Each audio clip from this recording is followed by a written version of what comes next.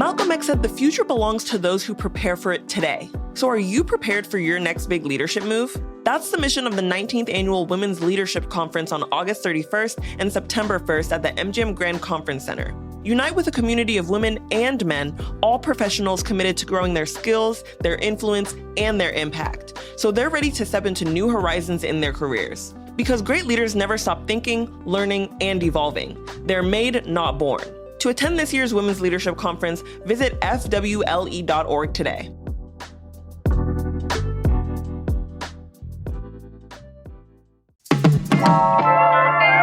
Las Vegas Metro PD is on record saying they want to be the most technologically advanced police force in the country. So today on CityCast Las Vegas, we're talking with Nevada Independent reporter Una Milliken to dive into what kind of tech they're deploying around the valley and what you need to know about it. It's Monday, July 13th. I'm Jesse Merrick, and here's what Las Vegas is talking about.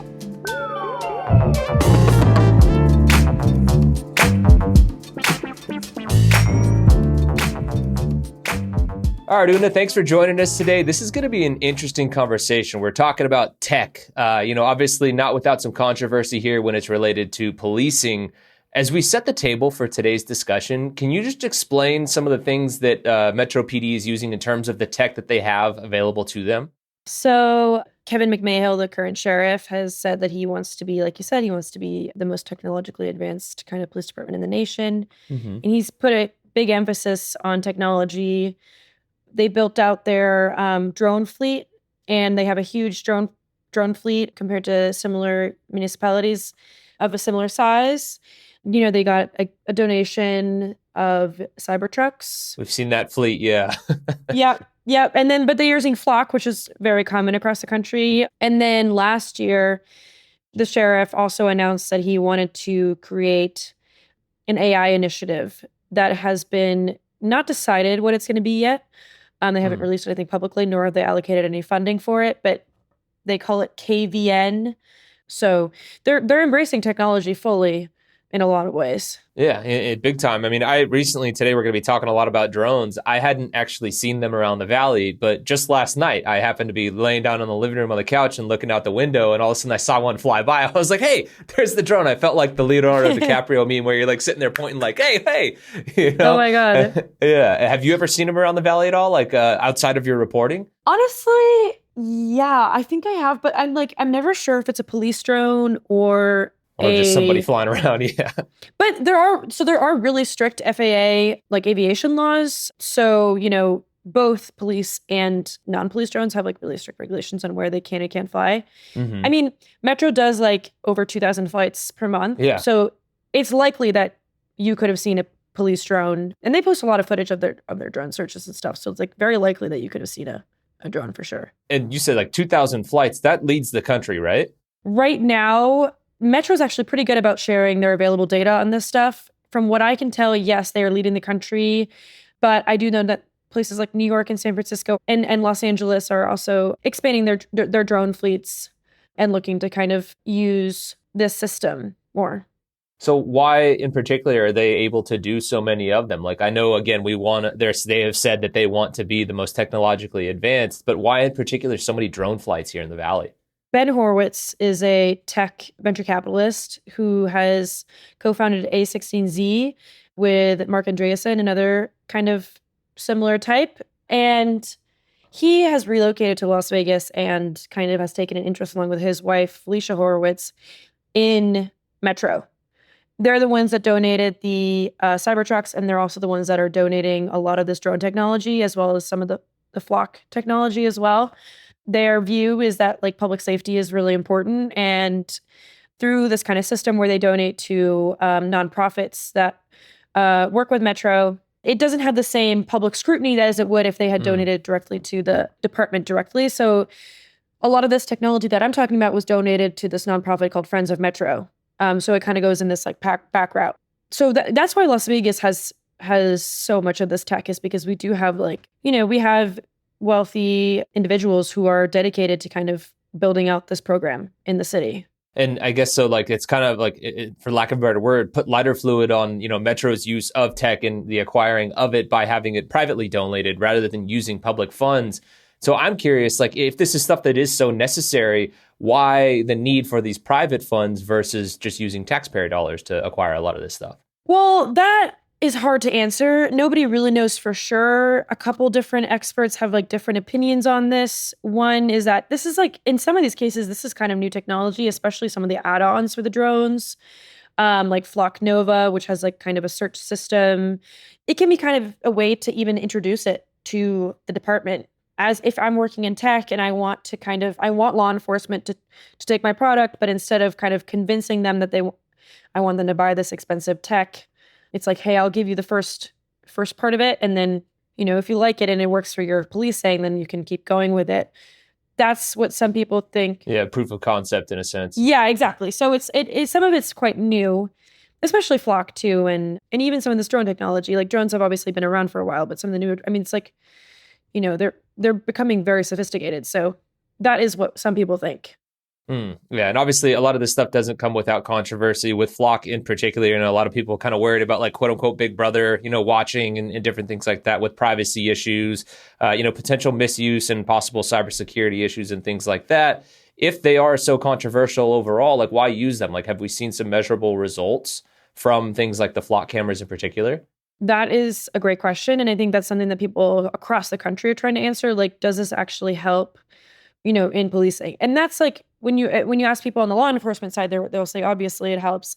To be fair, Las Vegas and across the country, crime has been falling since the pandemic after a huge spike. So crime is on the decline, but I don't know. It's like to correlate that with an expansion of tech is kind of like, you can't, I don't know. I wouldn't make that comparison, but I think that people in law enforcement obviously think that it helps.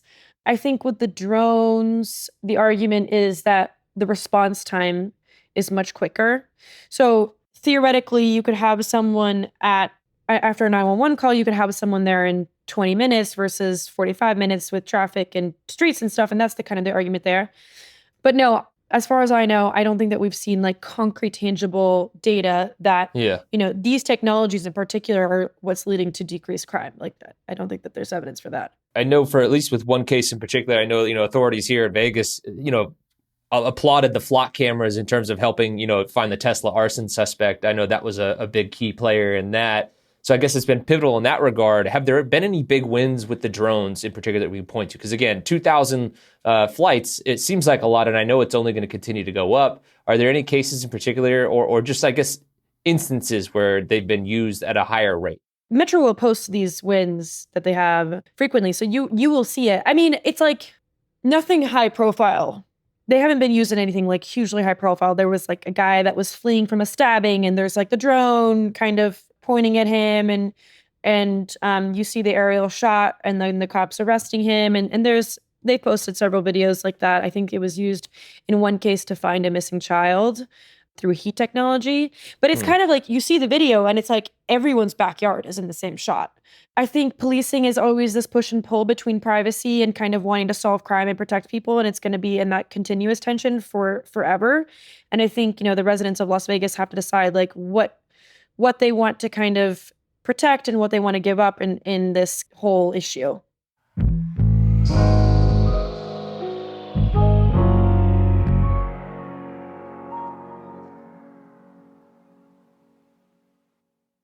What are the biggest, I guess, not necessarily, I don't want to say controversies, but the biggest pushbacks on how these things are being used, and how does Metro respond to a lot of the public complaints about privacy and things like that and being monitored without their consent? There's a couple different concerns. I think one of the concerns is that obviously, a drone camera opens up a view that you would never have sitting in a car or on foot, whether that be like getting a better view of people's homes or getting like it can bring you places that you wouldn't otherwise be able to go. Metro says that they don't kind of record when they're going on the flight path Okay, so that's one of the when they're regulations. responding. They say that they don't, and I mean that we have to take their word on it. I mean there is some regulation on what they can and can't keep. And Metro, I think to them, it's like, this is used for the public good. And this is like, we're doing our best to not infringe on people's privacy. And kind of, they're like, we follow all the guidelines and we follow all the regulations. And I think privacy experts are like, okay, but there is this potential for overstepping, and there is this potential for kind of gaining access to private property in places that you wouldn't have been able to without the drone. It seems like, again, they've said that they want to be one of the most, if not the most transparent agencies, in the country. Mm-hmm. Through your reporting, I mean, how transparent have they actually been? Are they willing to answer each and every question? And what do they actually provide back with a lot of those, injunctions? I think Metro is really transparent and has made strides in several areas. And then in other areas, I think requires some prodding, to get to get to the bottom of stuff. I've submitted many public records requests I've definitely submitted public records requests that are denied for reasons that, I think one could argue, but they think are very, protectable. So, I mean, it depends on where you fall on it. And they've also been known to kind of charge really high fees in some cases for public records requests, which kind of can make it inaccessible for a lot of people to get information. So, yeah, I think it really depends on who you ask. I mean, I think that the agency has a long way to go to be more transparent on these issues. Yeah, and that's fair. Again, they said they want to do that, so there's no harm in holding them accountable to those things, and not to continue to power home on it. Because look, again, we all want to see crime go down. We want to see Las Vegas be safer. And if they think this will do it, and again, as you said, crime going down, does it directly correlate to, the advancements in technology that are using, all that stuff? We don't know for sure just yet. Maybe we will in the future. But in terms of how people can get more information on this stuff, what are the avenues to do it? Because you noted earlier in terms of the private donations and things like that, make it a little tougher for public comment and stuff. So what is the course of action that folks can take if they want more information on, how they're being policed, surveilled, all those different things? That's a great question, because sometimes as a journalist, it's like I'm wondering the same thing. I would say if you're a private citizen wondering about, if you want to be in front of Metro and ask them serious questions about how policing is being done in this city, you're going to have to show up at one of their, either their financial committee. And I've been to one of those meetings and I've heard from public comment there too. I think that's probably where I would go. I mean, you can always appear in front of the county commission. Or you could, but it's like for the average person to find out more, it's like there's some information out there, but it's very narrow. I mean, you're going to have to email them, which I don't know if the average citizen is going to do. You could definitely, not get an answer as well. So I think, showing up to meetings, bringing the issue in front of the county commissioners, or if you live in Henderson or North Las Vegas, those are, their police departments. So that's a different thing. But yeah, I mean, it's hard to say. It can be really difficult to get answers on some of these questions. Yeah, no, yeah. It's a tough one, and the whole way that things are structured in terms of donations and stuff like that does make it a little tricky. Let's dive into a little bit about how we just got here in general and the makeup of our city, because I think it is very unique, given that we have the Strip and everything like that. How much do you think the way that our city is structured, again, in terms of being a massive tourist destination, the number of people that come through here and everything like that, how much has that contributed to, one, maybe Metro's want to be one of the more technologically advanced police forces in the country, and two, actually obtaining a lot of those things? I would say it's a huge part of it. Our governor is a former sheriff and was on TV shows where he's, similar to Cops, you know what I mean? That show. Law enforcement's a big deal here. And, we do have this reputation for being a city of sin or, gambling and drinking. And, right. So it makes total sense that's why kind of part of, why maybe the police departments get so much recognition. I think the other part is that the sheriff is not hired by the county. So the sheriff can't be fired. And the sheriff can't be demoted or kind of held accountable in typical ways like many other cities. If you look at NYPD, the police chief has a boss in New York City. In Las Vegas, that isn't really the case. And kind of their only boss is the legislature, which is several degrees removed from what's happening on the ground level. I think that's probably another one of the reasons that many issues kind of either go unnoticed or they're not looked at as much, because there's not that person above them going hey, what's going on with all these donations from billionaires that are. So I think Kevin McMahill essentially doesn't really have a boss. Yeah, the voters can kick him out if they want to, but they have to have a recall election. But otherwise, I mean, I think he has to resign if we wanted a change of sheriff. So that structure is unique. I think maybe Miami just implemented something similar, but like many cities don't have this sheriff system. But then, I mean, I think the fact that Las Vegas is also like known for being this entertainment debaucherous, quote, kind of city full of fun and whatever, like that's also, of course, part of it.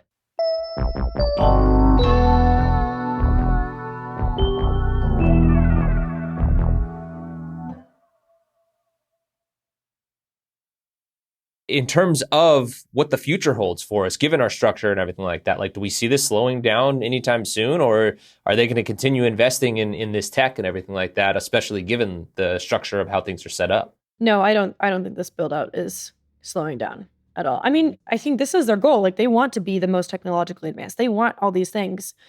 I mean, I think if anything, it's going to accelerate. I don't know what's going to happen in the next coming years. I think we'll see what sorts of like cases we'll see with either the drones or Flock or like what's going to happen. But I definitely don't think this is going to slow down anytime soon. And I mean, I think this is kind of only the beginning. I mean, the drone program actually only ramped up, like I would say, like last year. So we're going to see a lot more of them. And I know that the city of Las Vegas has turned off their Flock cameras, but Metro hasn't. And I don't see them. Yeah, I see it, the build out continuing. And I see more technologies like the use of AI within the department probably becoming fairly standard and stuff like that. So yeah. Because I know recently too, even like the Supreme Court stopped police, from obtaining like mass phone location data, from a lot of these different technologies and things like that. So I'm just wondering how much like civil rights laws maybe factor into this at times of maybe slowing things down as it relates to Metro and the technology they're using. I think to see changes on that front, we're going to have to look to like next to our legislature to enact change, because Metro is not breaking any laws. So I think it's more of like, do you want, like, it might be, if you're on a public street, it's probably legal for like a drone to like fly over you, or like it's legal for a drone to like skirt over your backyard. I think it's up to like, if the public wants to see changes on these issues, they're going to have to really, really lobby their elected officials and kind of get out there and kind of push for change. Because right now there aren't a ton of laws protecting them. I think partially because technology moves so fast. It's like you don't even know what you need protecting from until it's been created. So true. Yeah, I think if people want to see change, it's going to have to be the state level. Yeah, no, it definitely bears watching, moving forward as technology continues to, advance at a crazy, crazy rate. Obviously we are constantly fighting battles with data centers and things like that. So as we've said multiple times throughout the show, it's a matter of, again, walking that tightrope of keeping us safe, but also maintaining privacy and things like that. And again, we love Metro. We love the work that they're doing. It's just a matter of like folks keeping them accountable as they learn how to use this new tech as well. So hopefully that does continue in the future. Una, thank you so much for joining us today and kind of shedding a little bit of light on what's going on with the technology that they're using and some of the cool gear that they do have access to as well. Great. Thank you so much. I really appreciate it.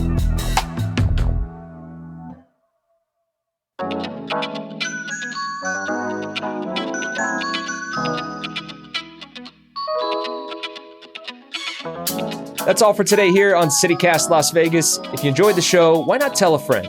Rate the show, leave us a review, and subscribe to our free morning newsletter as well. And don't forget, you can support this show and get great perks by becoming a CityCast Las Vegas neighbor at membership.citycast.fm/Las Vegas. We'll be back tomorrow morning with more news from around the city. Until then, though, take care.